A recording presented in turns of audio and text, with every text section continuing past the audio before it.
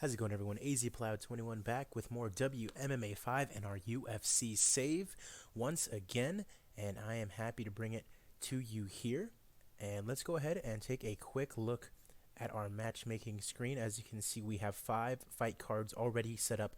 All of the prelims are already booked for all these fights, so I'll go ahead and show those for you. You can go and pause and take a look at them if you would like, but we're going to go ahead and take a look at some other fighters that I've offered to. This is probably going to be a quick episode before I go on to our first fight card. I'm just going to show you, because I've offered a lot of people. I'm just going to go over the list of everyone that I've offered contracts to, and you guys can tell me if you guys want me to, try to sign somebody else. I know someone mentioned Shanks in the UK. He's a good flyweight prospect. Someone had mentioned he is not in the game in this mod, sadly, so I wasn't able to sign him, pick him up. But you can go and take a look at these prelims. Of course, we will be going through all these once we get to the actual fight nights itself.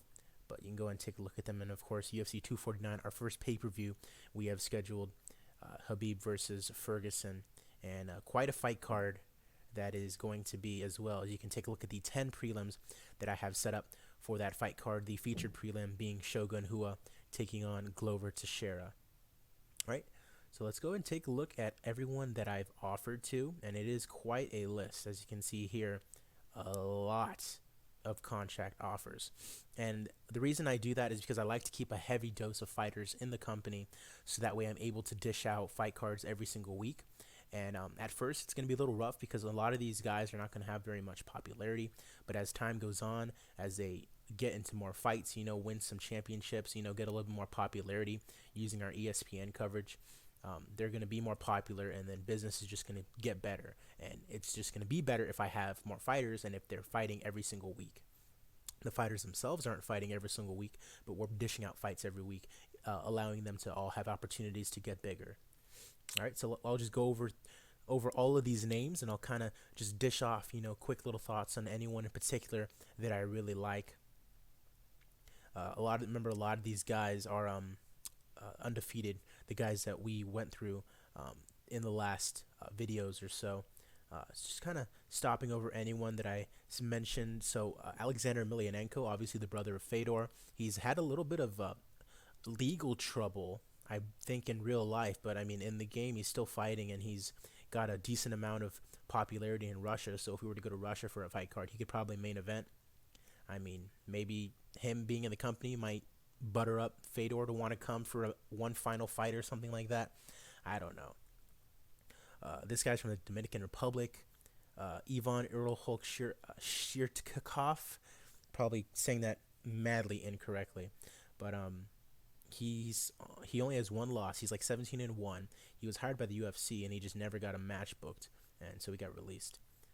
All right, it's going over, and there's gonna be a lot of names like Elias Theodorou that have been released by the UFC, but that I see as a good asset to hold on to. Like the UFC, they don't like to hold on to guys after they've lost fights or things of that nature, or if they're boring fighters. But the game doesn't necessarily punish you for being a boring fighter necessarily, as far as like performance wise and as far as popularity increases. So even though Elias Theodorou might be a boring fighter in real life, like if he wins fights, he's going to get more popular. That's just kind of the way that it works. His marketability has something to do with it, but marketability does not mean how great of a fighter he is, or how balls to the wall he goes in his fights. It's all just about, he looks good, or he can talk, and that kind of thing. So we brought back Theodorou. Let's see if I can go find any other names that are super mentionable. Again, you can go ahead and pause and take a look at everyone. Andre Harrison, PFL fighter. He was undefeated until he got to the PFL. Julio Cesar Neves, a kind of a journeyman fighter, but he's like 42-1. So I mean, why not hire someone with a record like that? Luis Gomez in the UFC, but he wasn't hired by them in this game, so I got him. Paddy Baddy Pimblett, a very good UK prospect, and I had him in my other UFC save that I was doing, and he ended up being really good. It got to like the top 10 in the featherweight division, so he's one to look out for. Suchul Kim, this guy ended up being a bantamweight interim champion in my UFC save. Taylor Lapras, Ali Bagautinov, former flyweight championship contender in the UFC. came into some legal issues and then ended up getting popped by USADA and ended up getting released by the UFC. His brother Archer also in the UFC. Maybe somewhere down the line, scheduling a fight between the two would be pretty funny. Just a lot of flyweight contenders and fighters that I also sign up here. As you can tell, Dustin Ortiz, number like 5 flyweight in the world, got released by them. Zero idea why. Jared Brooks also, remember the guy that got dunked on his head.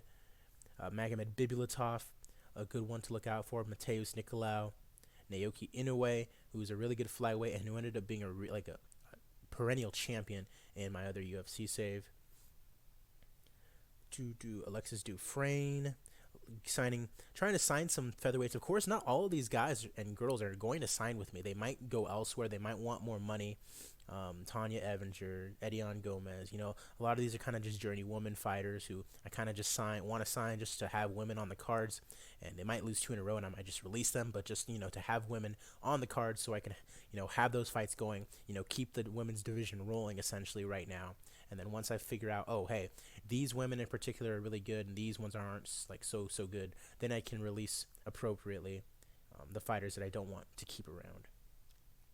But yeah, a lot of women's fighters: Harika Tiburcio, Janessa Moranin, who ended up being a great fighter in my other save, Jin Yu Frey, who I think is the champion in Invicta, and then a couple of one guy that I really like in the UFC, David Branch. He ended up getting released because he kind of went on a skid, but he still has something to offer in the middleweight division. So I decided to give him another go. So I think we are going to end that video here. Kind of a short video, but I'm going to be releasing the next video in a little bit, and that's going to be us going over Weidman versus Hall. So taking a quick look at the fight card, might as well just set up the TV broadcasters right now. So it's on ESPN Plus, so all of our other TV partners should be okay. That's pay-per-view, not ESPN, not ESPN2, ESPN UK, that's fine. Let's see, am I missing anything else from there? It's in America, British Isles, Fox Sports Australia, OSN Sports 2. Trying to get as much, publicity, as much coverage as possible. Rede Globo, South America, that's great. TSN, TV Tokyo. I want to get our presence bigger in Japan, so that way some of those Japanese fighters want to fight for me. BT Sport, ESPN UK. This one's medium, and the other one is big, so I think that's fine. And then ESPN Plus, DAZN Germany and Australia. That's Europe. And I have insignificance for that. Is it already in? I think it should be fine because that's medium. And yeah, that's okay. Since it's a sub ESPN Plus pay-per-view, that's different. All right. So Russia, Central America, and Africa, I do not have TV providers for. So a little bit of business taken care of right now, but let's go ahead and look for some TV stations that'll carry us. Russia, Central America, and Africa. Let's go ahead and take a look at that. Let's go over to the media section. Approachable, yes. And then Russia, we'll do insignificance, just so that way it shows everyone that'll talk to us. And so we have a lot of options here, actually. BN Sports, YouTube, Rosia TV. I'm just going to look for the biggest one that'll carry me. And it looks like Eurosport Russia or Rosia. So Ren TV or Eurosport Russia. So minimum commercial, high-level regional. It doesn't necessarily matter which one carries me. I think I'm going to go with Ren TV just because it... Actually, I'm going to go Eurosport Russia. New deal with them. Application has been made. Okay, cool. So now let's go ahead and take a look at Central America and see what we can get done there. If there's any TV stations that'll carry us. So we have small, tiny, and that is it. So it looks like one of these two it'll have to be. So unknown and mid-level regional. So let's go ahead and go with Teletica Canal 7. All right, application has been sent out. Now, Africa, I'm not sure there's going to be a lot of options. And I want to get to a point where I can obviously set up the UFC network, quote unquote, that I did in my last save, where I created my own TV station that just airs UFC content, balls to the wall 24/7, and then shows all the live fight nights and things of that nature. And then the UFC pay-per-view network, which is just its own streaming service that delivers all the pay-per-views. I want to get to a point where I can do that, because then I can set it to maximum coverage range. But I want to set myself a guideline, or like a ground rule, before I can set that up. So I think it's going to be an amount of money that I have to raise. So I'm not only doing the save to do fantasy booking and book all these fights and things of that nature, but I want to make money as well. And a lot of that is going to have to do with how I book, and the booking in the correct way and things of that nature. So the name of the game in the fight business is trying to make money. You're selling fights, not just to host them, just because we like fights, but you're trying to make money, obviously. And so we're going to take a look at how much money we have, and then I'm going to set a guideline to see how much money I should be making before I can set up those networks.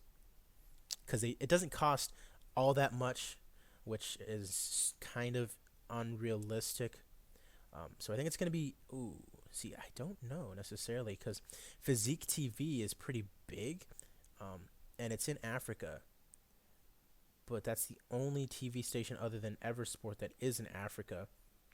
And they're an internet-based broadcaster, Fight TV, Physique TV. But see, the thing is, I don't think I'll be able to do Physique TV, because it's also in America. ESPN won't like that. It's also in Asia, and I think I already have an Asian broadcaster set up. Should not have done that. Let me go ahead and fix that, so that way you guys can see that fully.